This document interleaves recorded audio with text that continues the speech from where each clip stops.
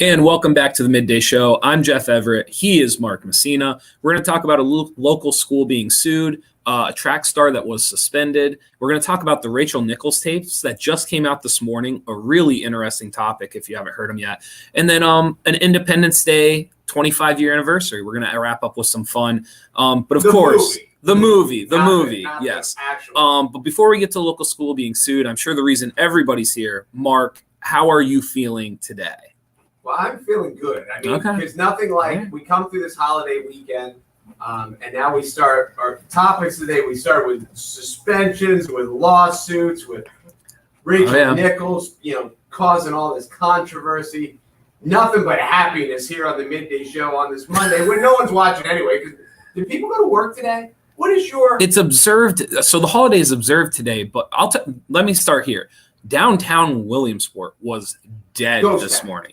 Ghost town. So I would assume most people got today off.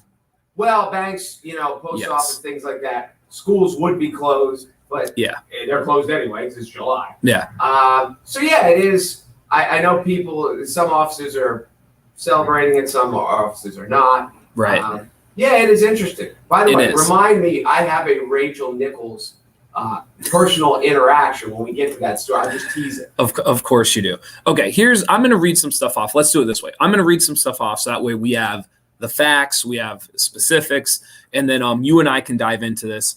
If you want to read about this, it's all over the news. You can find it on PA homepage. You can find it on WKOK radio. The one that I'm going to be reading from is from the Daily Item. So in the Lewisburg Area School District, there is a civil rights lawsuit filed by a family of a student who allegedly had extreme bullying done to them. A 14-year-old boy is said to have suffered physical sickness and psychological torments. The lawsuit alleges that students repeatedly called him a rapist and a pedophile based on a rumor that spread through the middle school. It was reported to the state hotline that I don't want to say accused, but it was reported that he had done it. After an investigation, it came out that the story was baseless. There was nothing behind it that was factual, no evidence to prove of it. However, the real issue is what happened afterwards. The bullying continued. The principals met with the parents met with the guidance counselors, and the solution, according to the story, was that he should start homeschooling. And despite that solution, the kid continued to go to the school. And even after he went to school, they didn't pull him until May. So he went through almost the whole school year with this false accusation kind of being rumored and being bullied and harassed in the school. And now it is finally coming to full fruition. There's going to be a full investigation done on it. Does it say, because I read this before, was it a new student? Is that? I have not seen new student. Out of the 4 stories that I read, I did not read a new student. Okay. So first of all, as a parent, this is one of your great fears, that your kid becomes outcast, your kid becomes ostracized, and being a teenager, it's hard, and this is one of the things. And I can only imagine the torment of if your kid, was tormented like this and called a rapist and a pedophile over an accusation that was then deemed to be false and fabricated. Not that teenagers ever make up stories. So, right. So then, as you talked about, they went into the school. There's lots of issues here to unpack. One of the things is, as you said, I don't know if you just read it there or you read it to me before. When they went and had a meeting in May with the counselors and the administration, they said that this is the first we've heard of it. And the parents said, no, we've had these conversations starting in March and April. Yeah. And the counselors said, they got to a point where they're like, maybe the best thing for you to do is to cyber school your kid. Which, the example you gave to me, it's like we show up for work and, you keep punching me in the face, and the solution from the North Central PA powers that be is like, well, Mark, you should just work from home because Jeff's going to keep punching you in the face. So there is it's a sad story, obviously, for anyone to go through this. And the question then becomes, what is the school's responsibility, and what do we realistically think the school could do in this world where we are now, where most bullying goes on outside of the building and through technology. It is. So just for the exact words from the PA homepage story, guidance at the school advised the parents to enroll their son in e-school as a solution to the continued bullying.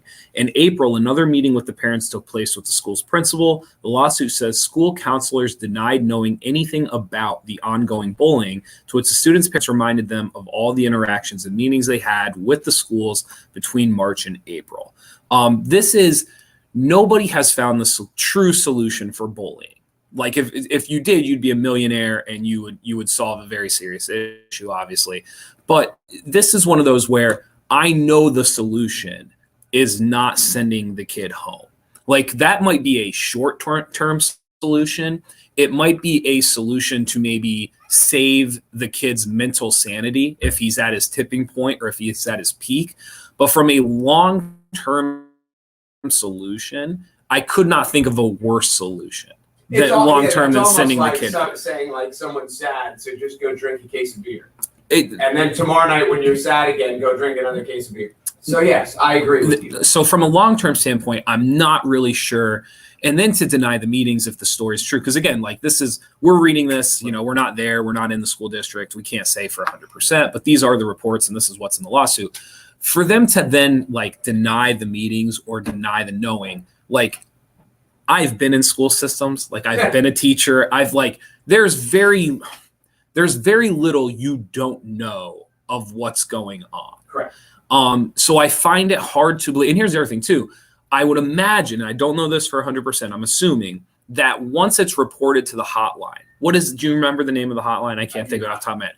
Once it's reported to the state hotline, I'm assuming the school is notified. And I am assuming that the guidance counselors would be notified.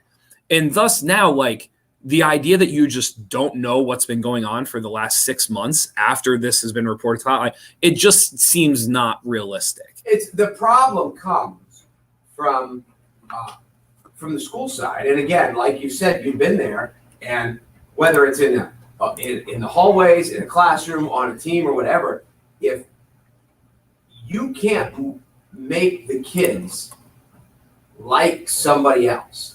Right. And you can kind of demand that they don't treat them badly when they're at practice, or if you hear about things like you can throw them off the team and you can do these things, but that's not necessarily solving the problem either. No. Because you take a kid and we all hate this kid. Well, if you're mean to this kid, you're off the team. That isn't going to make you like this kid more. And that's not going to make you like the kid better. So there is a huge problem here, and like you said, the solution is hard.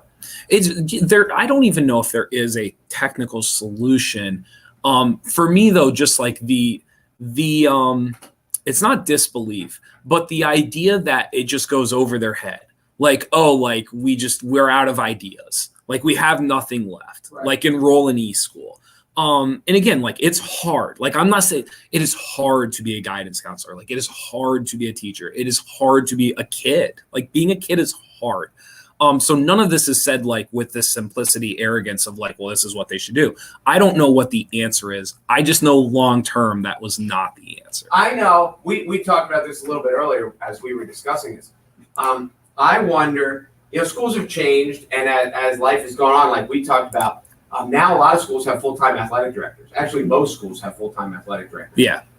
Because there's so many more sports than when we were kids, and there's so much more going on, and with multiple schools.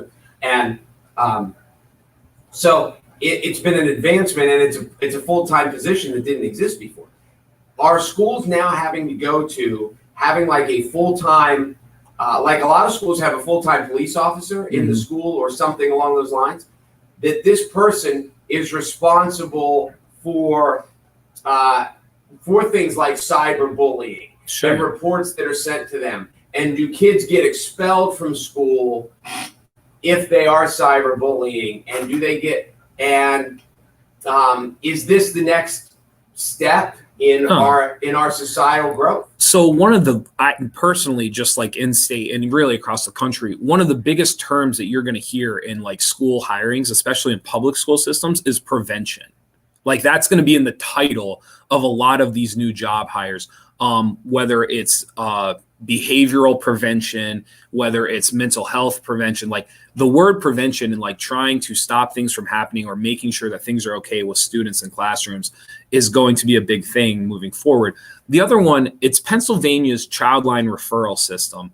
I don't know specifically how that works, but I would imagine that once that is referred to the state and now it's logged in and there was an investigation and the facts came out, I just find it hard to believe that the school administration, guidance counselors were not tuned into that.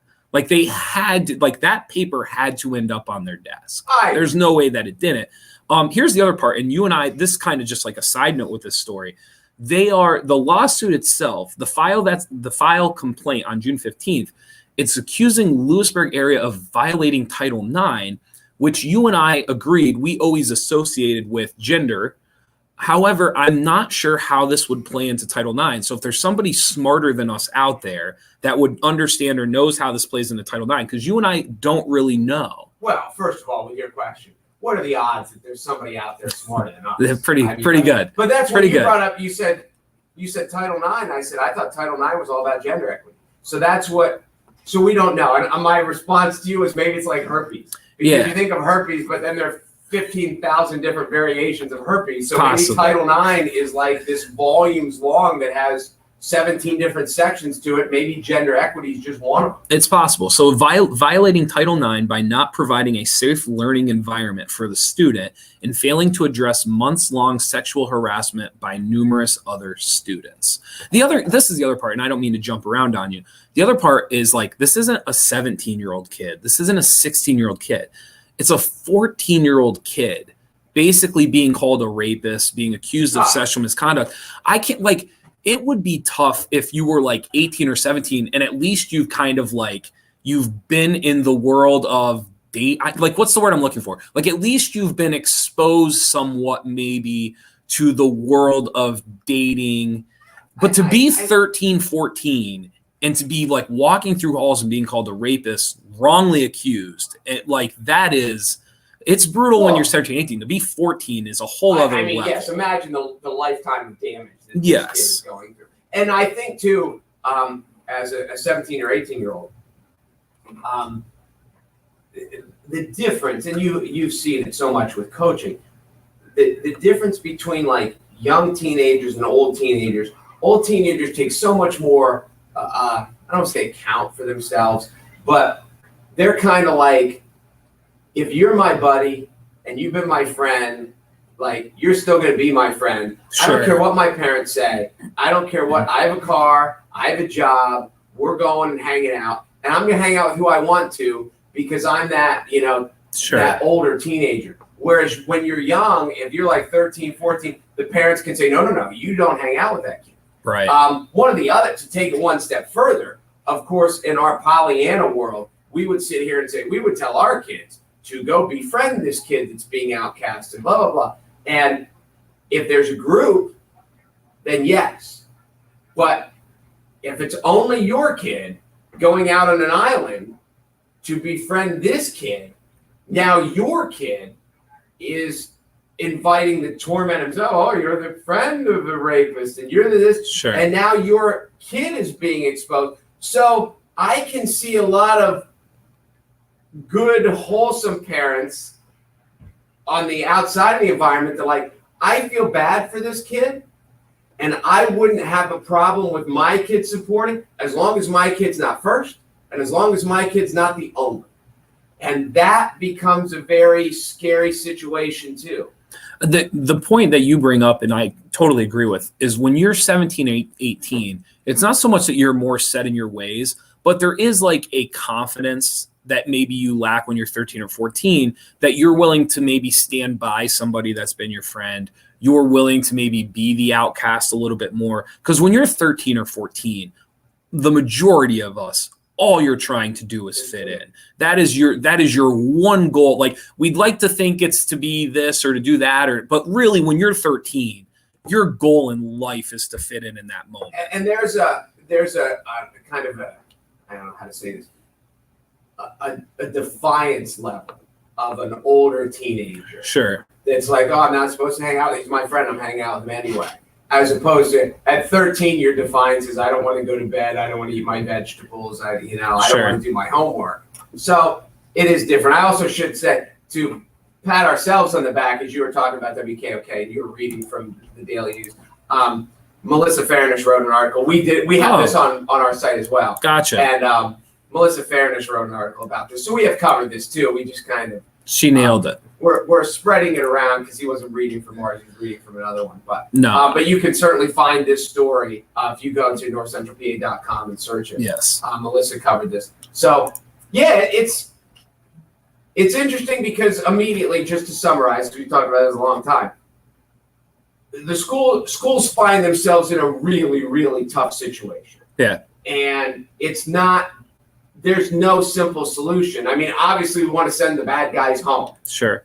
But, I don't know. It's hard. And, But your heart goes out to this 14-year-old kid.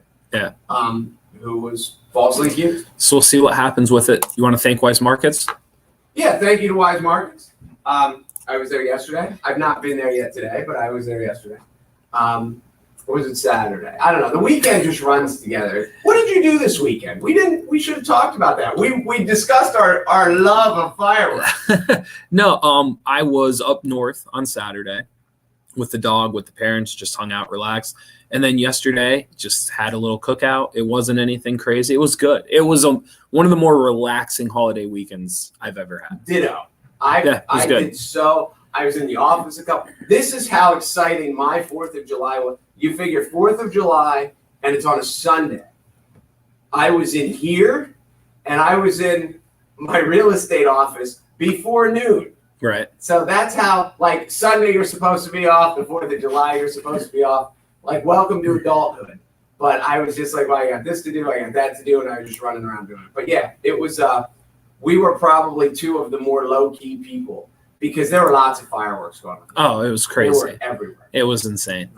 I went to Wise Market yesterday on 4th of July to buy some red enchilada sauce to make enchiladas for an American holiday. Dan is chiming in. Intern Tim letting us know. Thank you, Intern Tim. Dan, like he says this like we care. But enchiladas, I will agree with him on this. Enchiladas are good on any day, regardless of what holiday. I've never had like a Thanksgiving or an Easter enchilada, but it wouldn't be bad. No. So be sure to go to Weiss Markets to get everything you need for your enchiladas. We also have, I'm blanking right now. We also have Eat and Run. We have Moon and Raven. We have Eat and Run Catering, and we have the Break Room. So be sure to go there too. And today's random winner from the Midday Show Facebook group is Robin Carlin. Robin Carlin, I know her. There you go. Let's see. Here we go. Robin Carlin. Maybe I can make you a winner. I don't know. I don't know if I'm feeling it today. No, sorry. Close. Sorry. Close. My bad. Thanks, Robin. Well, Robin, you get a T-shirt. We'll get you that. And yeah, there we go. We'll make it happen. Let's jump back. You want to jump back? Trackstar suspended. Well, let's see. You want to hold? I mean, we got really good topics today. We do have really good topics. Wait, we'll talk about the Trackstar, and then we'll maybe hit Rachel Nichols on maybe tomorrow. Tomorrow? That's fine. Trackstar Shea Curry Richardson suspended from the U.S. Olympic team after failing a marijuana test. Are you like? I'm not a huge track and field guy. However, like obviously for the Olympics, you know what I like about the track and field is like the quickness. Like it's kind of like event and it's done and like it's medal and a lot of time. No, so I do appreciate that. Have you ever seen her run the one? Okay, I didn't know she existed until. Okay, she runs the 100 meters, and it is almost like it's not real watching her run. It like when you watch stuff and it almost looks too perfect, and you're like that can't be real. Like that's what it's like to watch Richardson run the 100 meters. Like they do like the still frames and like her whole body's moving and her head just stays still the whole time. Where is she? Do we know where she went to college? Do we know? I don't know. I don't know where she went to college. So how old is she? Do we have that? 21. Oh, so she's just a kid. Yes.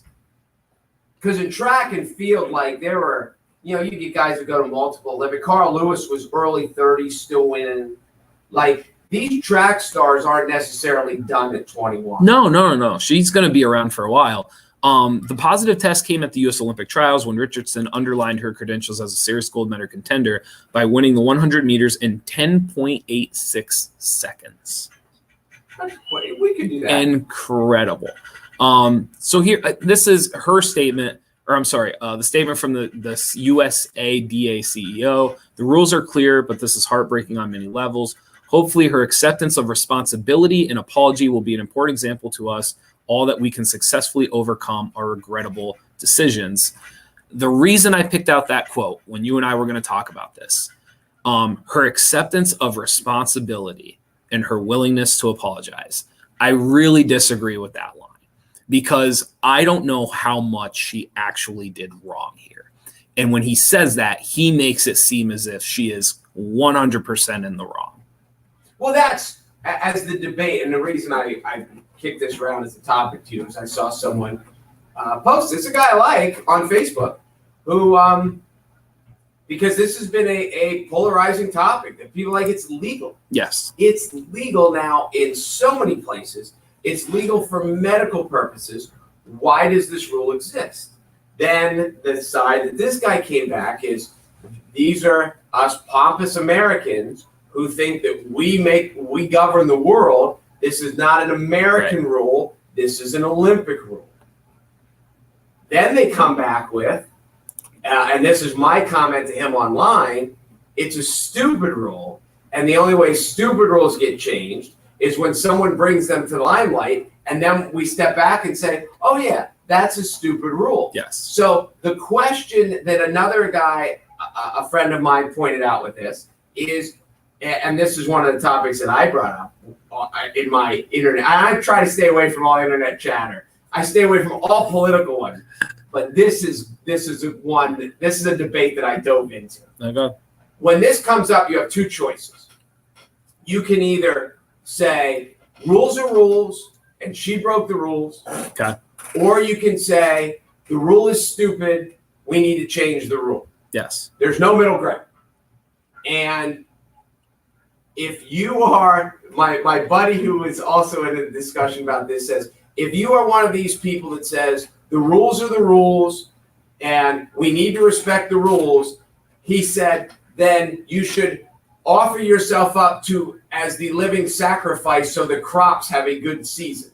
Because there are some rules that are stupid and we realize they're stupid through time and we have changed them. Yes. And this seems to be one of those rules because it's not a performance enhancing drug, or the only way, if it is performance enhancing, it might have to do with glaucoma or depression or serious medical whatever. But when I watch the Olympics, I want to see the fastest sprinters in the world. Sure. I don't care who was stoned a week ago. Sure. I don't care. Yes. So if they drug test this with the NBA players in the Olympics, we might have a problem. I would argue with any sport you might have a problem. The number, do you know the rule? Have you ever talked about the rule? So you always have a list of rules and it's 1 through 5, 1 through 10, 1 through whatever. But the rule is the rule of common sense. And the reason it's called the rule is because it goes above the rest of them. It doesn't deserve a number. And the rule of common sense is that you use common sense. And the problem is whoever made this list of rules did not use the rule. Because the rule of common sense would say this is not a performance enhancing drug. There's nothing that she benefits necessarily during the race from using this drug. And the other part of it too, like you said, it's no longer agreed upon that it's an illegal substance. Correct. Who is agreeing that it's an illegal substance anymore? And listen, I'm not a smoker. I've never smoked in my life. I don't use it, nothing else. But I also respect people's opinions about it enough to realize that the rule of common sense would say she should be allowed to race. And that's the problem is there used to be a natural rule of common sense. You didn't even have to talk about the rule of common sense because it was just kind of we have this list of rules here, but really at the end of the day, common sense will prevail. But we have society-wise, we have become a world where the list, you almost need the rule of common sense now because people don't naturally apply it to anything anymore.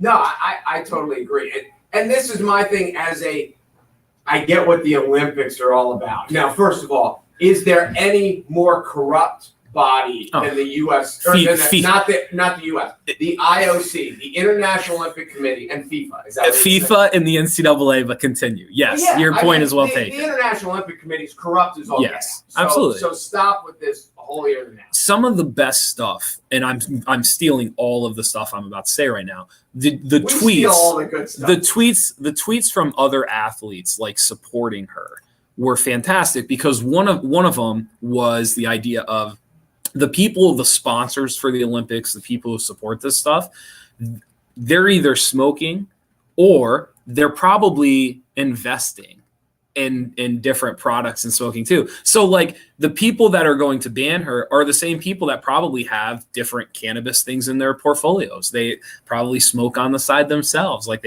some of them probably use medicinal marijuana. So the irony that this girl can't run, meanwhile, the people making the decision, the people paying to put this on, everybody above her in society, we'd be stupid to assume that they're not using or investing in the legal use of cannabis. And to take it even further, just from a spectator sport of the spectacle that is the Olympics, you tell me if Usain Bolt tested positive, like the Olympics are better for not allowing him to run?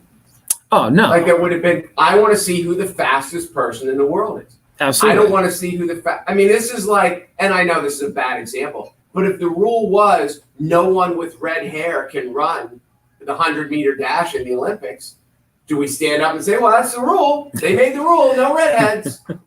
Well, then, as a society, we should stand up and say, well, that's a stupid rule. No, or the girl, the redhead, shouldn't have to dye her hair blonde just so she can run. Like, what are we doing? Yeah. And this is a stupid rule, and it's so archaic. And that was my other argument. It's archaic, and it's based in this moral compass of no marijuana, because marijuana and societal's views on marijuana have changed. Just like the views have changed on all, women's voting, interracial marriage, LGBTQ community. Like the world has changed, and we're becoming more enlightened. And to think that this is this made the Olympics worse and not better, and it made the IOC look dumber and not smarter. Oh, I agree with that. They've made a couple of choices in the last week or so. Did you see the swim cap thing? No. The swim cap. Well, before you get started, there are a few things in life more important than swim caps. So this should be at the top of everyone's list. And so there are swim caps that are made for men and women who have dreadlocks or different styles of hair, larger hairstyles and stuff like that. Yes, like me. And they came out and said, like, you cannot use these swim caps. And so even though there's no proof of a physical advantage or like an actual advantage in competition, they will not allow them to use these swim caps. So right now, they're not making a lot of great decisions. They're doing things based off of the principle of like, these are the rules and this is how it's done, but they can't really defend the rules or really explain like why these are the rules. They're having a rough go. Assuming the swim caps, did you just say are bigger? Is that all? For the most part, they're bigger, and they just it has something to do with they expand and kind of allow the hair inside of the cap. This is what I've read. I obviously have never used. So there's no scientific proof that they're a benefit. None. No. They're just banning them because they look different and they're bigger. They look different and they're bigger. And they're not really sure what that means. That's a good reason. Yeah, no, it's pretty brutal. Sold. Yeah. The Rachel Nichols tapes, you want to skip it? How much time we got? We're 30 minutes in. It's 12:45. Do you got something you got to do? You've never asked me what time it is. Well, no, because I think we've had two really good topics, and I think that Rachel Nichols topic is really good too. And let's talk about it. Well, I was going to say, should we hold it till tomorrow? We can hold it till tomorrow. You decide. You make the call. You're the cohort. I'm the cohort. What do you think? Let's hold it till tomorrow. Okay, let's hold it till tomorrow. Let's have a little bit of fun then in the show. 25 years ago, this past weekend, Independence Day, the movie, came out. This was I don't know your feelings on Independence Day. Can you give me like a 10-second, just kind of like. I haven't seen it in a long time. I remember liking it a lot when I watched it. Okay. Independence Day was a big deal for me because it was the first summer blockbuster that I was old enough to like comprehend what was happening and old enough to be like, this is like amazing. Because I think I was 9 when Independence Day came out. Will Smith, Jeff Goldblum, who's the guy who plays the president? He's in all this stuff, and I can never remember his name. He gives one of the great movie speeches when they're about to get on the planes. I can see him. I can see him too, and I can't think of it now. But Independence Day, 25 years old.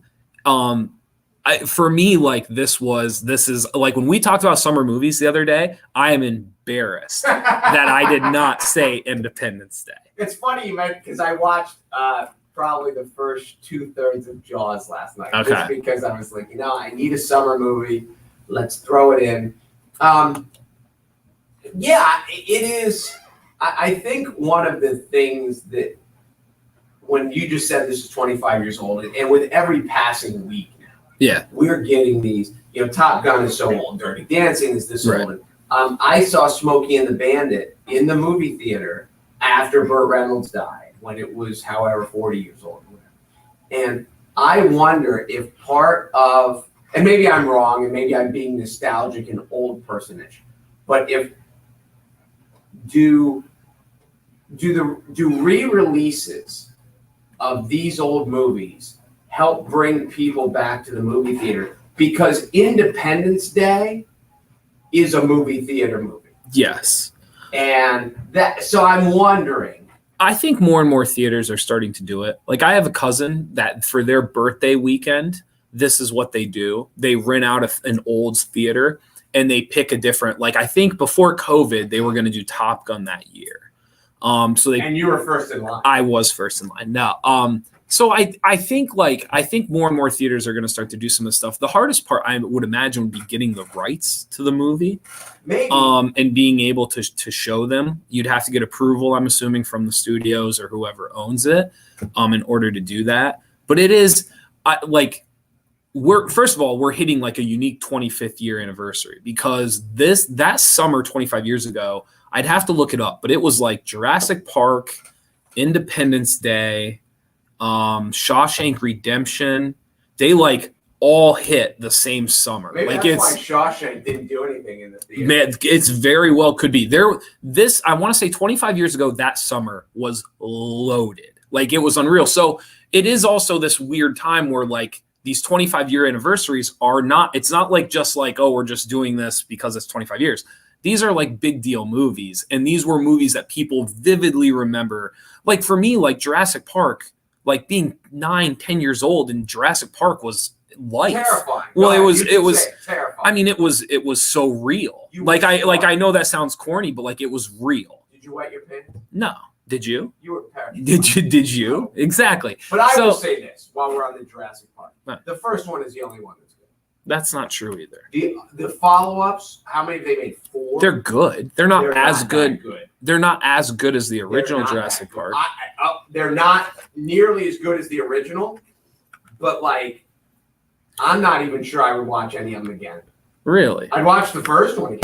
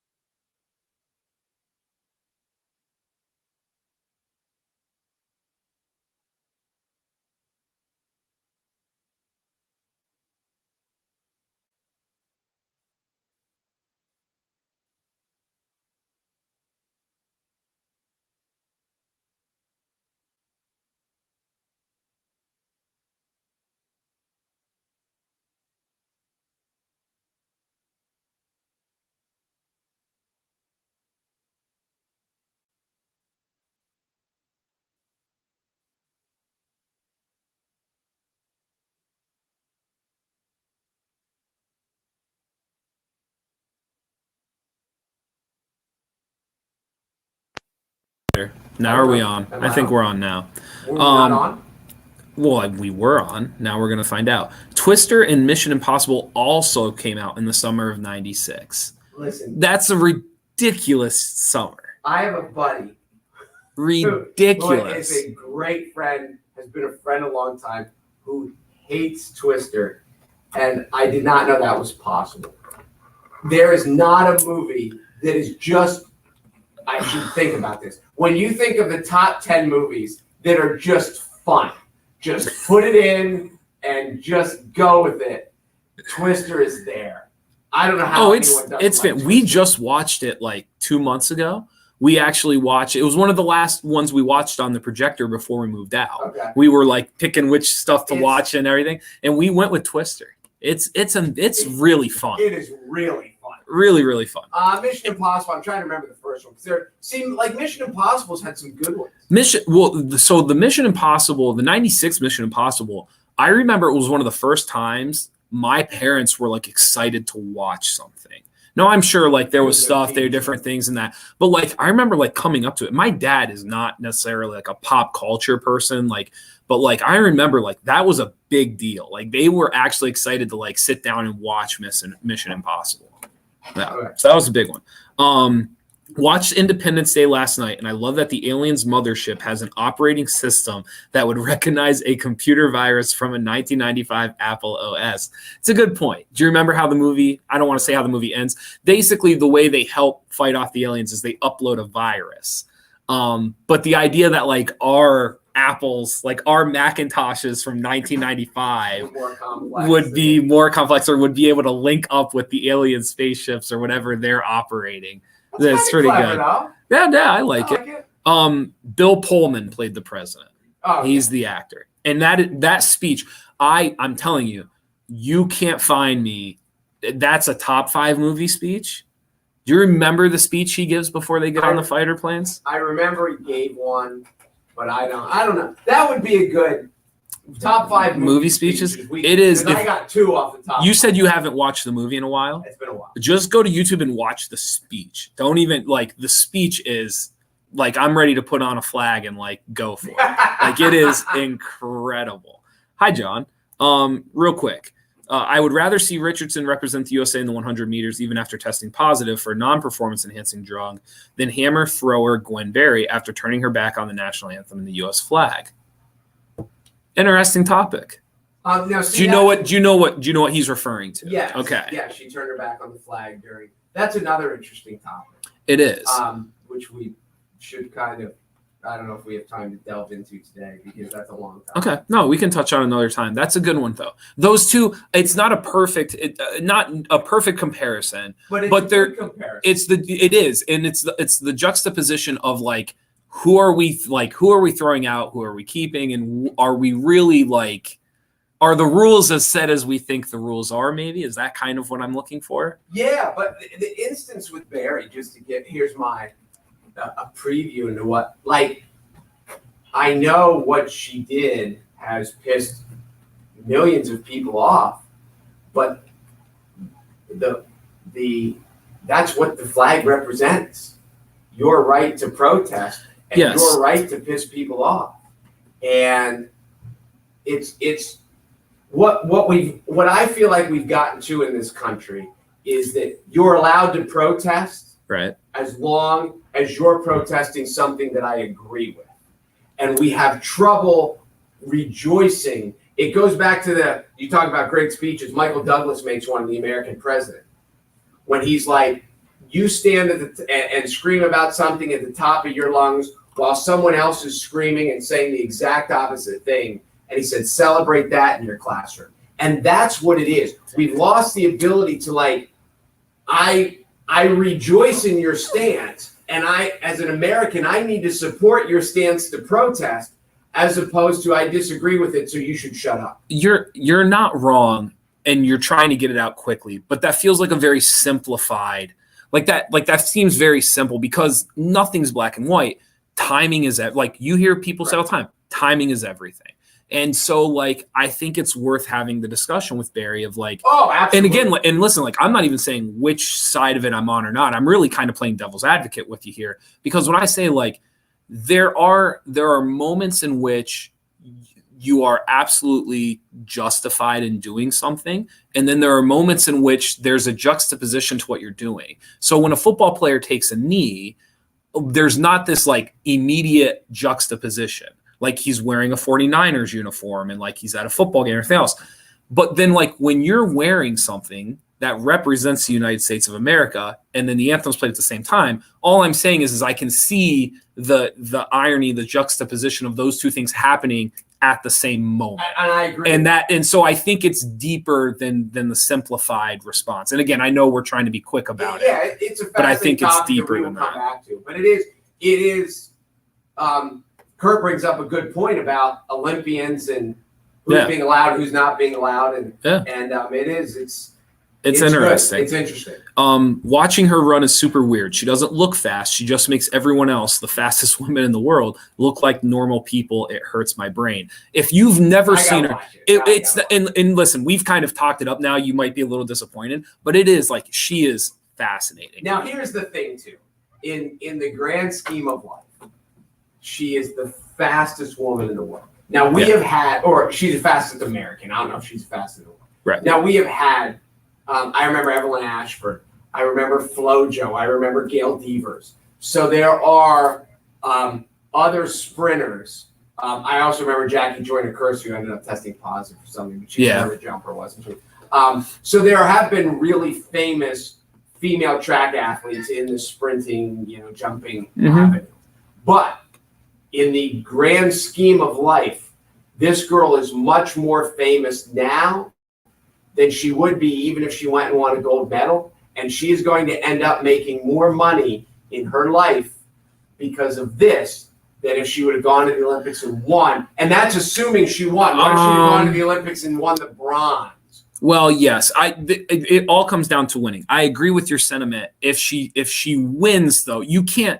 When you win a gold medal, I still think financially she is just as set, if not more, winning a gold medal. There's lots of people that win gold medals, and you never hear of them again. But 100 meter, there's certain people that win gold medals, and when they do it, it like is defining. Her winning the 100 meters, running a sub 11 second 100 meter, like she's not somebody who would have been forgotten. And this is my ignorance. Is she the fastest in the world? She's our fastest. Do we know she's the fastest? And I know in track and field, us in Jamaica. I mean, I can look it up real quick. If there's a woman running like a 10.5 100 meter, like, then I'm very impressed. Obviously, real quick. Do you want to read this? Can you read this on your screen? Teachers who are tuned into their students of the school culture know what's going on. Some teachers honestly don't know because they choose to tune a lot of it out and just concentrate on their lessons and student academic performance. That Joe makes a very good point. Joe has taught a lot in brick and mortar schools. I think he teaches online now too, along with his new stuff. But Joe is a brick and mortar school teacher, and there is that. And and I know, anyone that went through school, you don't even have to work in a district to know that some teachers are very engaged in the student body and activities, right? Whether it be, in the art world or the athletic world or whatever. And then there are some teachers who come and teach and go home. All right. Are you ready for the most not to cut you off, are you ready for the most fascinating stats of the day? I can give you a fascinating stat too, but yes, go ahead. Anyway, there are 31 instances where a woman ran faster than a 10.83 in the 100 meters. Okay. This is the part that fascinates me. Are you ready for the years? Okay, so 31 times a girl has run faster than 10.8 in the 100. Yes. Okay. Are you ready for it? Go ahead. Florence Griffith Joyner in 1988 ran a 10.49. Okay. In 1998, Marion Jones ran a 10.65. Yes, she ran a 10.65. Here's the fascinating thing about these dates. The majority of them are before 2010. So when you look at the overall world record for the 100 meter race in women, you could make the argument that women are significantly faster 15 to 20 years ago than they are today? I don't even guess. I'm trying to hypothesize as to why. That is fascinating. And I can't come up with a reason. Now, there was in 2021, there was a Jamaican, Shelly Ann Fraser Price. She ran I believe here, a 10.73. She had trouble filling out their names at the top of those Scantron tests. I'm sure she did. She had the double. Well, she's got the double hyphen too. She has the double hyphen. So that is. What year was she? You said 17. That was 2021. Oh, she just. So just recently, she just ran that. But out of 31, and I'm just guessing here because I'm scanning through. Out of 31, I would tell you 26 of these were before the year 2015. The majority of them, the earliest ones, there's 2 in 2021, and then there's 2 in 2016. Everything else is before 2012. Well, I have a perfect explanation. Track people are just getting lazier. That's it.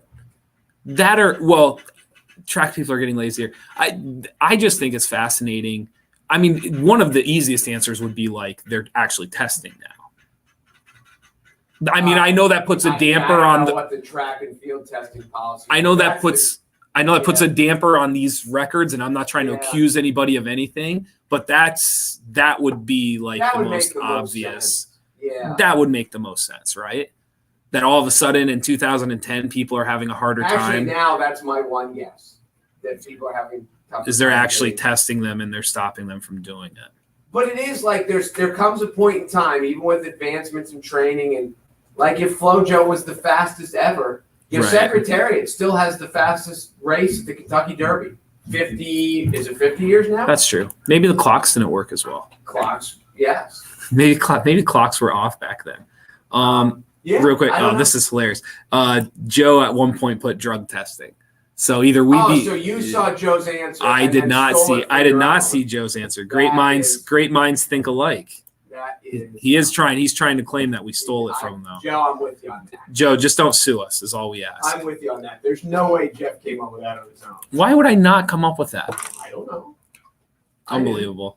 Anything else before we leave today? You were very worried about the clock today. Oh no. Well, no, you were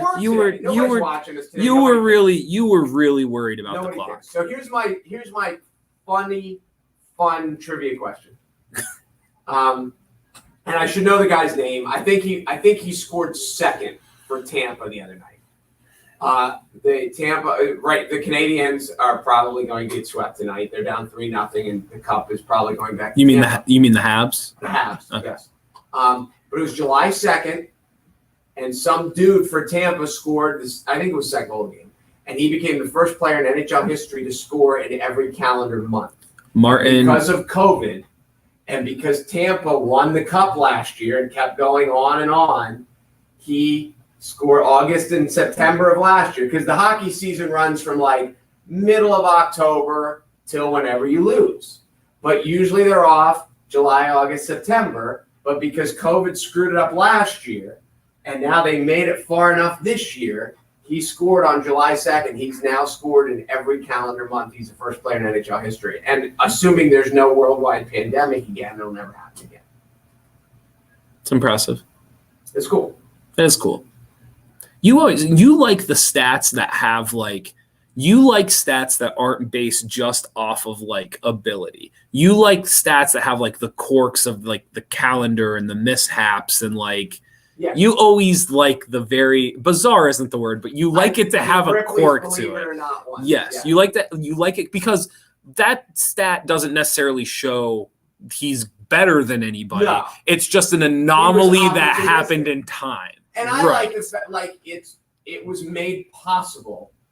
Like Wayne Gretzky said, I never played in July. Correct, right. So there's another one. If you're a baseball person, you look at Garrett Cole's numbers because they have the whole sticky spider tack stuff and they've banned the substances. Right. When you look at his game log, if you go to Garrett Cole for the Yankees and pull up his game log, look at his numbers in April and May, and then look at his numbers in June and July. He's only pitched once in July. Okay. He went from being the greatest pitcher DeGrom is the greatest pitcher in baseball now, but he went from being a surefire Hall of Famer to a guy who can't get anybody out overnight.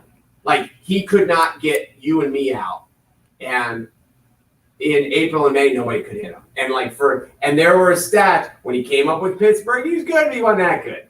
Then he went to Houston, and all of a sudden, he's the greatest thing ever. The Yankees signed him for all these billions of dollars, and now he has a half a year because of COVID. And now all of a sudden, is he mediocre?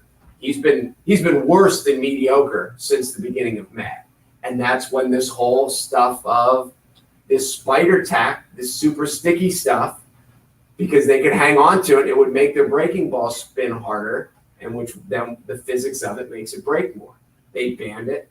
Can't get anybody out. Interesting. Now, I don't find that as interesting as the guy that scored in all 12 months, but still.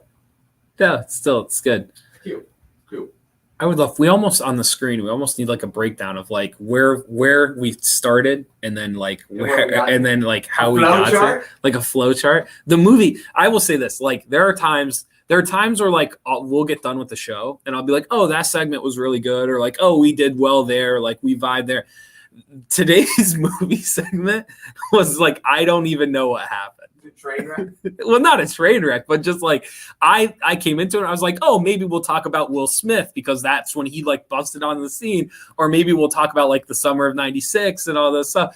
And somehow we ended up on Rocky and the Pirates of the Caribbean, and I'm just looking like this went nowhere where I expected it to go. Pirates of the Caribbean. Which other one was good? Pirates of the Caribbean. The first one was great. The first one's really good. Would you put another one back in? What do you mean? Like, would I do it again? Yeah. I mean, the second and the third, because you're invested in the characters, but I agree with you. Like, they're not great. But again, like the example, because you're not comparing it to other movies. You are saying, was there ever one as good as the first, or was there ever one as good as the others? But the ones you're using were great movies. Like, the comparison is brutal. Yeah, but Star Wars was great, but Empire was better. No. Like, there are lots of really good movies that, and I think... I still don't understand the whole Star Wars thing. I don't get that. Stop saying that. I don't understand it. All credit. I don't understand. And I told you before, I love space movies. Like, some of my favorite movies ever are like, I love Apollo. I love Apollo 13. I love Armageddon. I love The Martian. If you put Interstellar, if you put somebody, Spaceballs. If you put somebody into space, I am like there with a bowl of popcorn. I do not understand Star Wars. I don't get it. I do not understand. I am forever feeling sorry for you. I don't understand. When you look at, I would make the argument, and this would be an interesting discussion to have with a bunch of drunk people around a bar table. Yeah. That there have never been a movie franchise. The two best examples are Jurassic Park and Pirates of the Caribbean, where the first movie was an iconic all-timer, and all the other ones were mediocre at best. Well, the series, it depends what you're talking about. Because if you get into like the Harry Potters and the Lord of the Rings and stuff like that, like the Harry Potters, those and Lord of the Rings, I think the third one was nominated for Movie of the Year. But like most of them, if you're making 6 or 7, yeah. And I know that there's been lots of movies. Caddyshack comes to mind. I never saw Grease 2. Is Grease 2 any good? No. Like, there's lots of movies where they tried to make another one and it sucked. Sure. Hot Tub Time Machine. The Hangovers is another one. How many of those did they make? I think 3. The second and the third. But real quick, are you implying like Harry Potter and the Lord of the Rings don't count? Like, what are you implying? No. I'm saying that they go in with the Star Wars and the Rockies, that there were good ones. The first one wasn't necessarily the best. Right.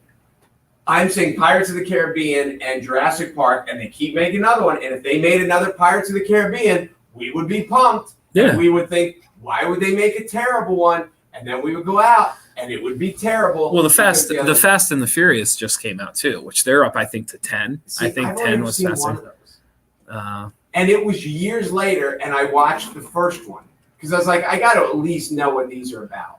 Oh, I saw half of one, I think, on HBO. I stumbled across. That's what Jaws was. Have you seen the extra Jaws? Yes. I think I'm trying. It's been a long time. I thought Jaws 2 was tolerable, But again, to go back to the statement, mediocre best, he's absolutely right. Have you ever seen, not to completely go off, have you ever seen them talk about Jaws and what a disaster it was on set? Have you?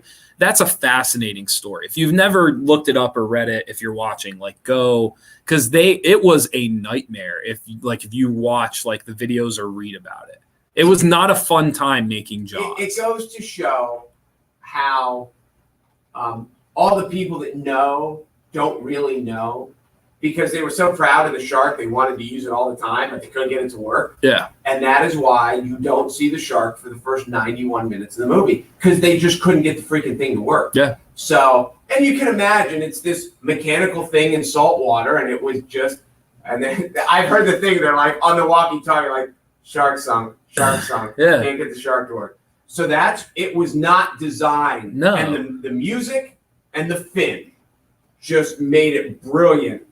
And the build up till we actually see it, but that wasn't their grand plan. They were bringing this shark out. They were showing it off like it was a June bride. Oh yeah, it's amazing. The other thing too, they had a lot of people that wanted to walk off.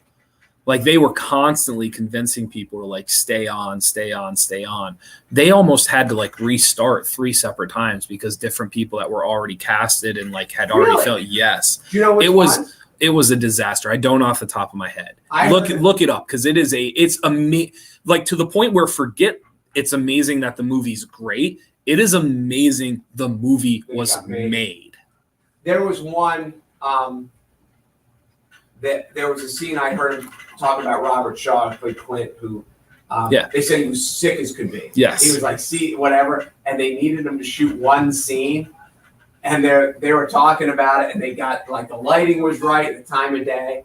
I think it was the scene that he yelled up on the thing. He's like, "Stop it, Hooper! Aren't you watching him?" And they were like, whoever's telling this story, because Robert Shaw since passed away. Yeah. And they're like, he was deathly ill. They get him in the boat, and they yell action, and he delivers it. Yeah. They yell cut. He kind of like slumps back in his seat, and they're like, "We got it, we're good." And they turned around and went back in. That's crazy. But, there's also a story. See, I wish I had these in front of me. I didn't know we were going to talk about Jaws today. There's also a story about the story he tells down beneath the boat when he talks about best scene in the movie. So that either that story, I forget what it was. He either wrote it himself, or he improvised it based off of him telling the story to somebody on set. So that was not going to be part of the movie. Him telling a story about what was it, U.S. Arizona? Is that the one? The Indianapolis, sorry. About the Indianapolis. We delivered the bomb. Yes. That whole thing was not in like the original script. Which, like you said, the best part, and for most people, in my opinion, I agree with you, it's the best part of the movie, and wasn't even in the movie. Did you know this? Back to Rocky. Yeah. Wait, have you seen Rocky? Rocky, yes. Oh, okay. Star Wars is the one I. I've seen Star Wars. Yeah. The scene, supposedly, this is a buddy of mine told me this, but I believe him. That the scene where he's in bed with Adrian the night before the fight. And he's saying, no one's ever gone the distance with Creed before. If I can just still be standing after 15 rounds, and that's all.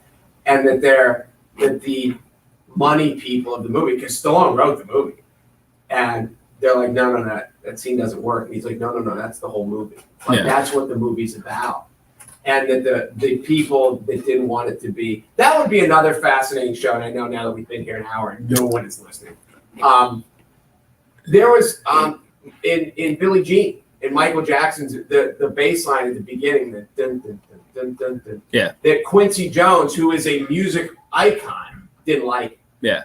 And that supposedly they got in such a fight over it that Michael Jackson said, if you cut that out of my song, you can't have my album. So they were like, okay. And now that we know Billie Jean for 40 years, you can't imagine the song. Like, you hear the bass line at the beginning, and you're just like, that's the part of the song, but they hated it. At least Quincy Jones hated it. Yeah. So there would be a fascinating list of things that they wanted to come out. Yeah. You've seen Bull Durham? Yes. The the trip to the mound scene. Right. About the wedding gift and the candles, and we need a live chicken to sacrifice to take the curse off of his glove. And apparently, the people making the movie were like, "That's a joke." Like they're like, "No, that happens. We need to leave that in." And they wanted to take that out, and that is one of the great scenes when Robert Wall's like, "All right, so we need a live chicken, and candlesticks always make a nice gift, or maybe a place setting. We can find out where the register." And okay, let's get to. And he walks off, and from that has been a baseball. Like at the end of all these, okay, let's get to. Yeah. And so, yeah, that would be a fun topic too. These are all, even if we don't have them here, these are all good, like barroom discussions with your drunken idiot friends. Sure. You've had a few of those. Yes. No, that makes sense. Thank you to Weiss Markets. Thank you to Wise Markets. Be sure to go to NorthcentralPa.com. Go to Wise Markets, go to NorthcentralPa.com. Again, the local school board story Melissa covered for us. Yes. From the Lewisburg issue, that was we were on top of that one, and we should have plugged ourselves and we didn't. But yeah, and I hope everyone had a good holiday. I hope everyone still has all 10 of their fingers. And for those of you who are lucky enough to be off work today, good for you, because it's nice. I guess rain is coming back at the end of the week, but yes. We've got a couple days of gorgeousness here, so good for you. And yeah, it was a good weekend. All right. Thank you guys for watching. I'm Jeff Everett. He's Mark Messina, and we will see you tomorrow. Later.